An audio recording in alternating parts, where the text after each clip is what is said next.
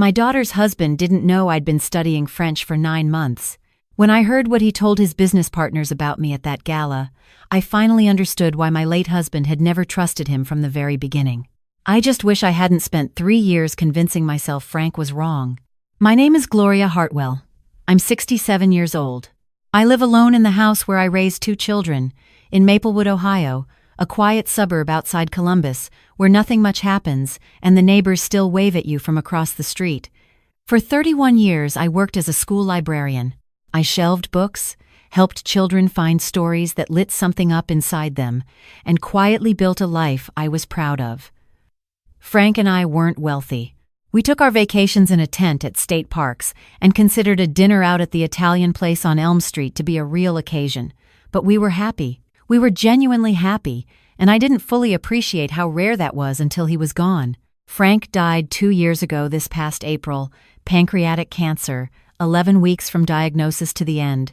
That's the cruelest part of that particular disease. It doesn't give you time to argue with it.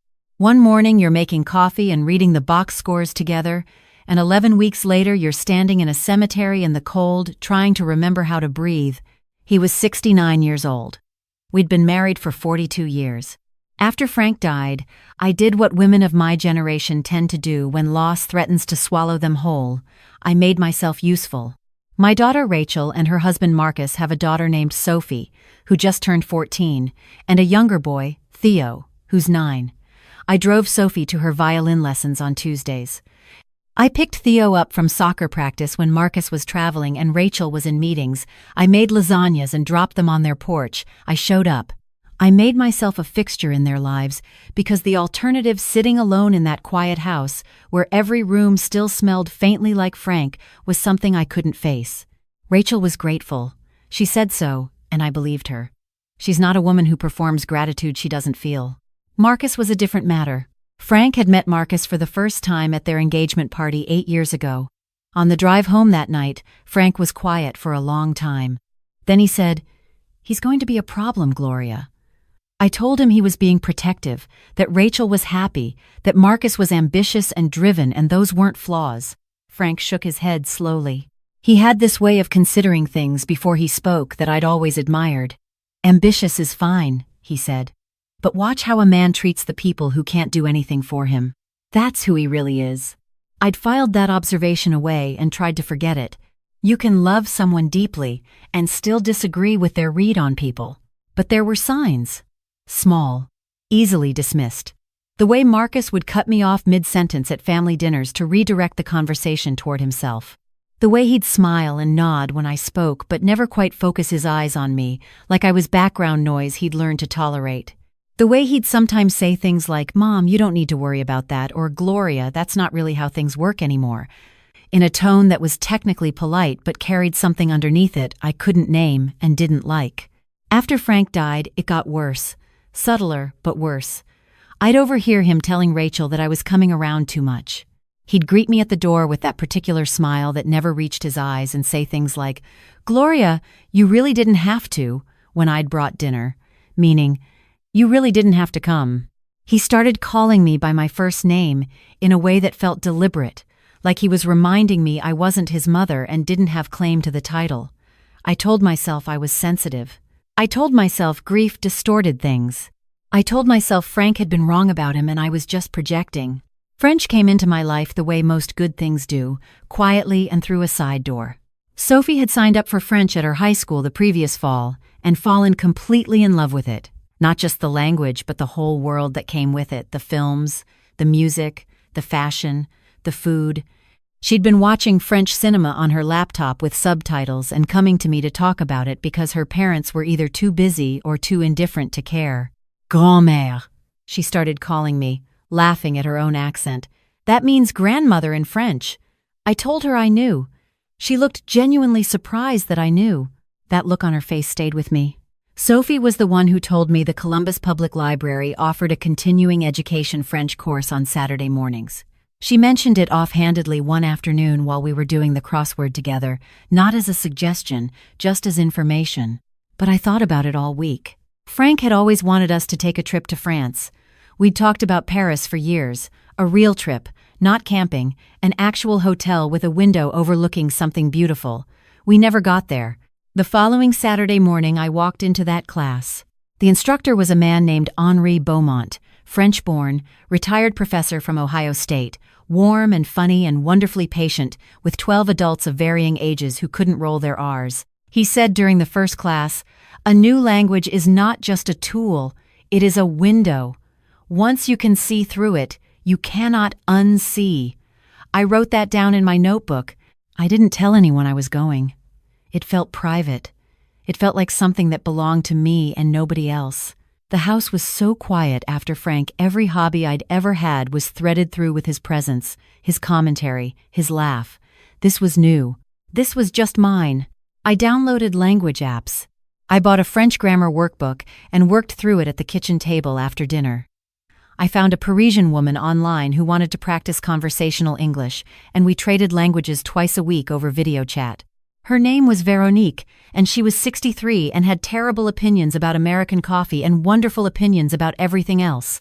She taught me about the French concept of politesse, the idea that courtesy and grace are not performances, but expressions of genuine respect for other people. I found that beautiful and a little pointed, given the circumstances of my life at the time. Sophie knew I was curious about French.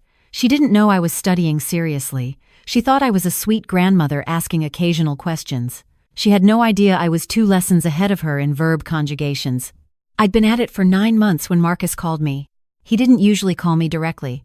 Communication between us had always been routed through Rachel, like I was a foreign country he preferred to interact with through diplomatic channels. So when I saw his name on my phone screen on a Tuesday evening, I felt a small, cold premonition I couldn't explain. Gloria. He said my name the way he always did, just slightly too brisk to be warm. "I need to ask you a favor." He paused the way people do when they want to make clear it isn't really a question. The company is hosting a fundraising gala next Saturday at the Meridian Hotel. There's going to be a group from our Paris office there, executives, the director of European operations, very important people. They've been told I have a strong family presence, that I'm a family man. It would look good to have you there. Marcus worked for a luxury home goods company that had recently merged with a French parent company. He'd been positioning himself for a senior vice president role and had apparently decided a grandmother at a gala would communicate something flattering about his character. I would be a prop. We both understood this. But I said yes, because Rachel would be there. Because Sophie had asked if she could come to the cocktail hour before school the next morning and told me it sounded incredibly elegant, grand-mère. Because I hadn't been anywhere elegant in a long time. "Dress nicely," Marcus added before hanging up. There was a beat of silence. Nothing too librarian-y, if you can help it. I held the phone for a moment after he ended the call. Nothing too librarian-y. The gala was held in the Meridian's grand ballroom, the kind of room with chandeliers that make you feel like you're standing inside something important. Rachel looked beautiful in a burgundy dress. Sophie had been allowed to attend the first hour and was barely containing her excitement, spinning slowly to take in the room with wide eyes. Theo had stayed home with a sitter. Marcus was in his best suit, moving through the room with the particular confidence of a man performing his own importance. He greeted me at the entrance. "Gloria, you look nice." He said it the way you'd compliment a child who'd dressed themselves successfully. The French delegation arrived at 7. There were 4 of them, the director of European operations, whose name was Monsieur Laurent Girard, a distinguished man in his late 60s, with silver hair and the bearing of someone who had never been in a hurry in his life. A younger woman named Camille Fontaine, the head of international marketing, sharp and elegant, and 2 other colleagues whose names I didn't catch in the introductions. They spoke English well, all of them, but they circulated between English and French naturally and easily, the way bilingual people do when the company is relaxed. Marcus introduced me with a smile. "This is my wife's mother, Gloria. She was a school librarian for 30 years. A librarian. Monsieur Girard's face opened into genuine warmth. He took my hand in both of his. "Then you are a guardian of stories. This is a noble thing." "I always thought so," I said. Camille asked me which books I'd loved recommending to children. We talked for 10 minutes about literature she had read Judy Blume, as a girl from a French translation, she said, and it had changed her entirely. I liked her immediately. She reminded me a little of Veronique. The evening moved along pleasantly. I found a seat at a table near the edge of the room and watched the dancing and the socializing with the particular contentment of someone who doesn't need to be at the center of a party to enjoy it. Sophie came and sat with me for a while, drinking sparkling cider and narrating her observations about people's outfits in a low conspiratorial voice that made me laugh until my eyes watered. Then Sophie left for home, and the mood shifted slightly. I noticed Marcus growing more animated with the French group as the evening went on. The bar had been generous, and the conversation had clearly moved into a more comfortable register. Monsieur Girard and Camille began speaking more frequently in French between themselves, the way people do when they're finally relaxed enough to stop performing. Marcus would listen, then respond in his limited French he'd taken 2 semesters in college, he'd mentioned once, and they'd politely switch back to English for his benefit. At one point I caught a look between Camille and Monsieur Girard that I recognized. The slight adjustment of expression that means someone has said something in translation that didn't quite survive the crossing. I sat quietly. I sipped my sparkling water. I had learned from Veronique that the French find silence more comfortable than Americans do, and that patience communicates more sophistication than chatter. I was practicing. Marcus came over to check on me once. He looked mildly surprised to find me still there, as though he'd half expected me to have quietly left. "You doing okay over here? You need anything?" "I'm perfectly fine," I said. "Go enjoy your evening." He nodded, already turning back. Then he paused. "Actually, if you get tired, there's no need to stay all night. Rachel will understand." What he meant was, "You can leave." What he meant was, "You've served your purpose."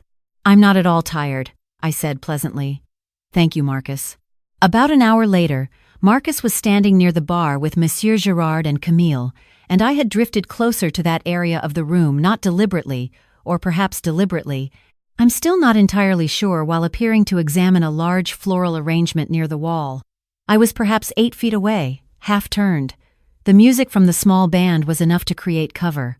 Marcus said something to Camille in his stumbling college French, and she laughed politely and responded. Then he said, also in French, nodding in my direction, something I understood perfectly. He said, "Don't worry about the old woman in the corner. She doesn't understand a word. She spent her whole career surrounded by children's books. She has no idea what's happening around her." My hands went still on my champagne glass. Camille glanced toward me with an unreadable expression and said, "In French, are you certain that's appropriate to say?" Marcus waved a hand.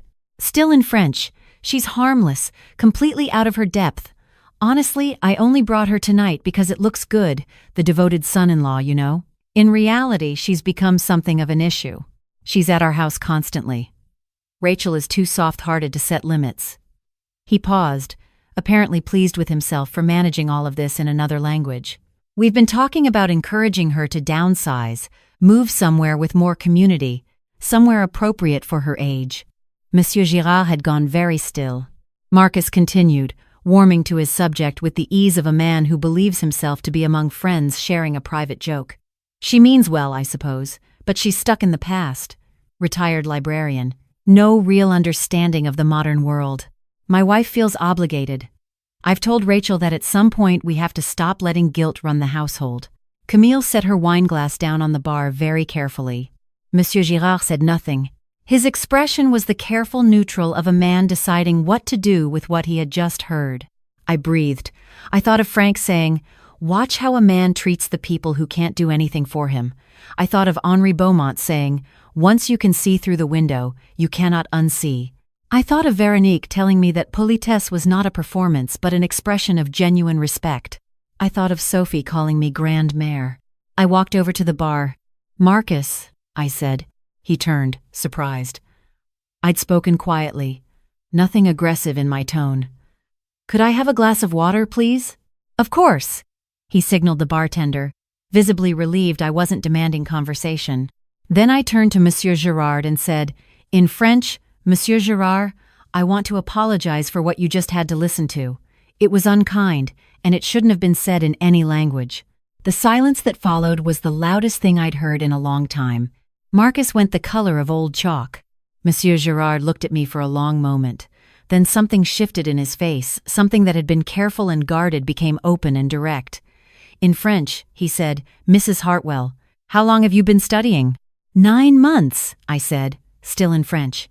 Saturday mornings at the public library. My granddaughter is learning French at school, and I wanted to understand what she loved about it. I also wanted to prove to myself that I still could. Camille said softly, "In French, your accent is quite good." "My teacher is very patient," I said. Marcus found his voice. "Gloria, I didn't. I was just making conversation." "I wasn't." I switched to English. Not for his benefit, but because Rachel had appeared at the edge of our small group, sensing something from across the room the way good mothers and good daughters can, drawn by the particular quality of silence that means something has happened. "Marcus," I said, still calm, still pleasant. I understood every word. "I have for a while, actually.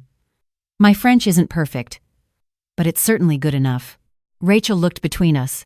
"What's going on?" Monsieur Girard spoke.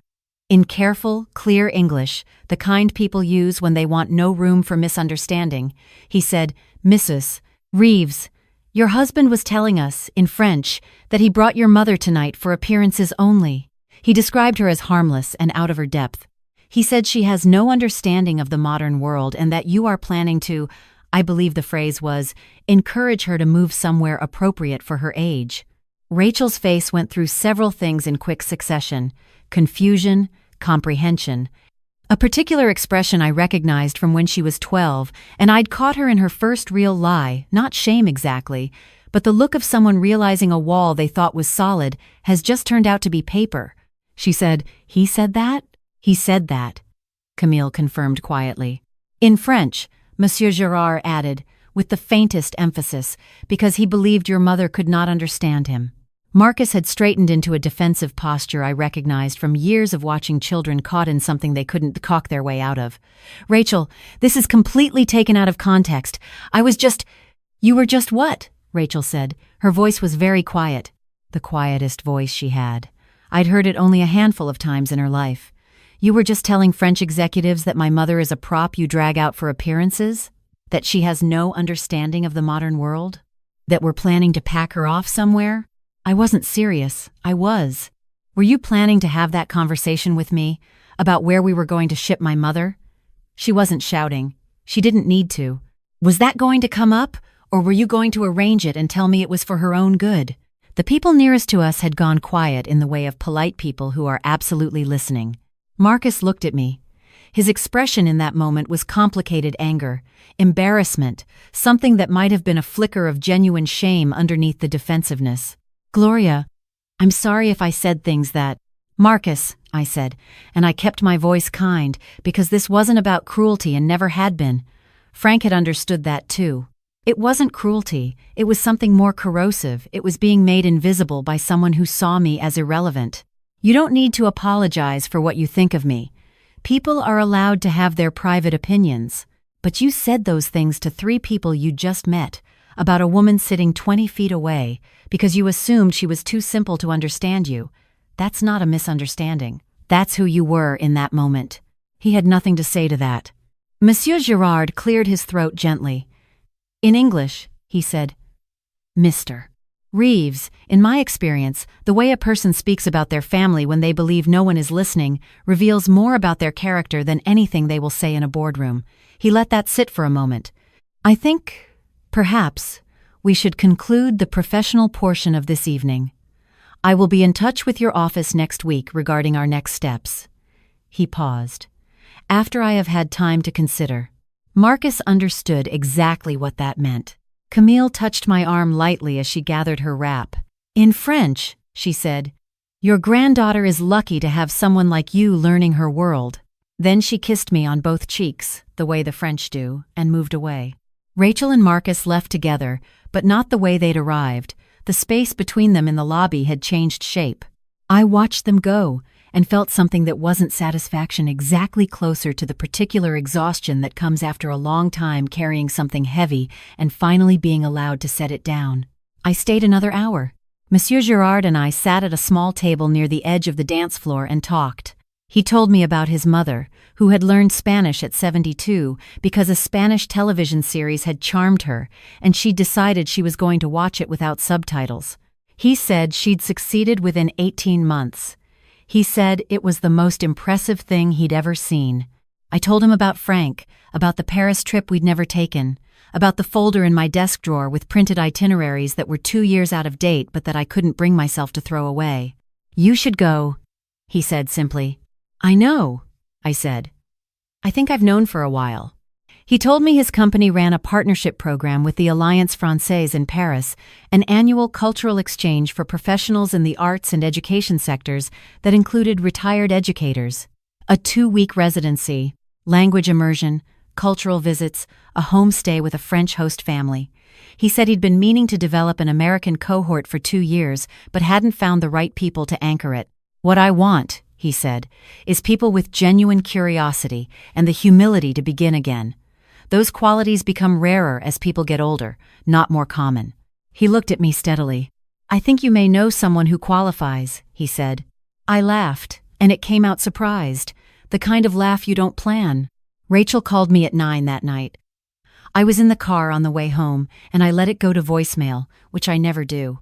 I needed the quiet of the drive, the lit-up highway and the radio turned low, to hold the evening a little longer before it became something that had to be discussed.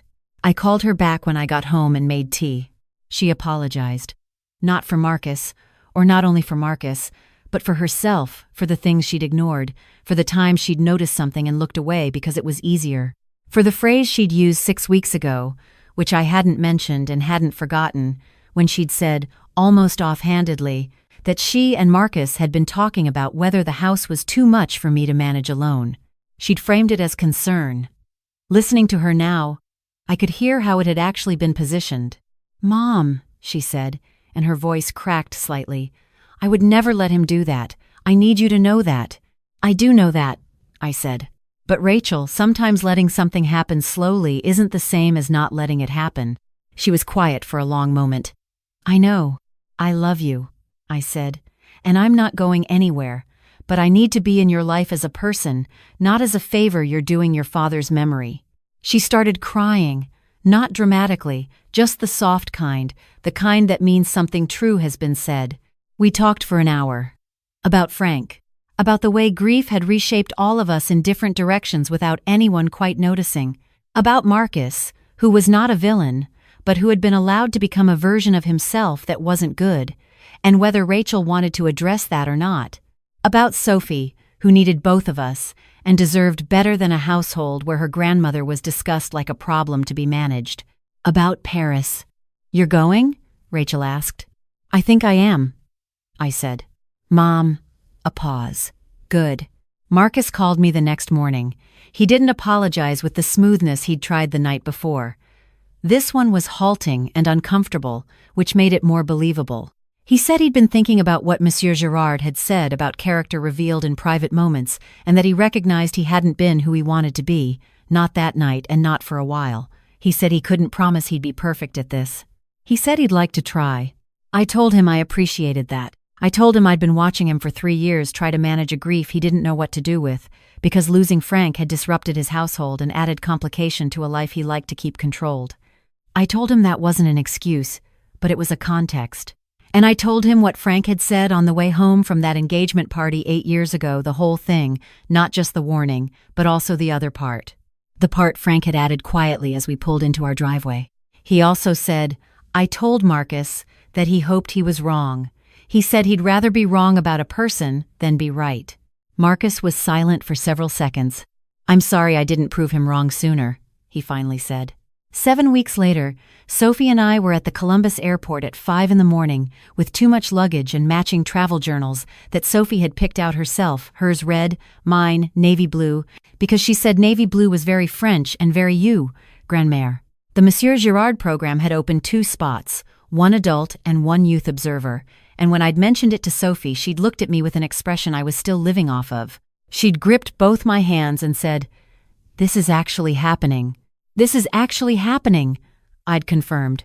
At the gate, waiting for boarding, Sophie was reading a French novel she'd bought specifically for the trip ambitions, somewhat exceeding her current skill level, but I respected the aspiration. I was going through my phrasebook, testing myself on vocabulary I already knew because it made me feel ready. The announcement came over the speaker, first in English, then in French. Mesdames et messieurs, le vol pour Paris est maintenant prêt pour l'embarquement. Sophie looked up. Did you understand that? Every word, I said. She grinned so wide it looked like it might hurt. Frank would have loved this, she said. She'd only started calling him Frank recently, after a long conversation we'd had about how strange it was that she'd never actually known him as a person, only as a grandfather, and how the two things weren't the same. He would have, I agreed. He'd have been terrible at French, and he would have refused to admit it. She laughed and tucked herself under my arm the way she'd done since she was small, and we sat like that until they called our row. I'd spent 9 months learning a language in the quiet of my own company, for no one's benefit but my own and a granddaughter's delight. I hadn't planned a revelation. I hadn't studied French so I could one day catch someone saying something they shouldn't. I'd studied it because a window had presented itself and I still had enough living left in me to want to see through it. But here is what I know now, from the other side of that evening. The best things we do quietly, for ourselves, have a way of arriving exactly when they are needed. The world has a tendency to assume that women of a certain age have finished becoming, that whatever we were is all we'll ever be, and from here it's only a matter of maintaining, until maintenance is no longer convenient. I am 67 years old. I am a widow and a mother and a grandmother and a retired librarian. I have a folder of unfinished travel plans in my desk drawer that I no longer need to read like a eulogy. I have a granddaughter who calls me by a French word and means it as a gift. I have a language I learned in 9 months because someone told me it was never too late, and I decided to believe them. If you are listening to this and someone in your life has been making you small, making you feel like the edges of your presence are an imposition, making decisions about your future in rooms you're not invited into, I want to say something directly to you. They are not doing it because you are too old or too much or too late. They are doing it because they have forgotten, or perhaps never understood, that a person who has lived 60 or 70 or 80 years of a real life is not diminished by that. They are concentrated by it. They have seen things and survived things and loved things that the people dismissing them cannot yet imagine. You don't have to learn French. You don't have to expose anyone at a gala. You don't need a dramatic moment to reclaim yourself. You only need to decide that you are not finished, that your curiosity is not a burden, that your presence in the lives of the people you love is not a problem to be managed but a gift they are not yet wise enough to fully value. Learn the thing you've been putting off. Take the trip you've been waiting for permission to take. Pick up the phone and call someone who makes you feel like yourself again. Start on the first page of something new. Paul, Frank, all the people we've lost who told us to keep going and meant it, they weren't wrong. They were just early. I'm going to Paris. And I am not even close to done.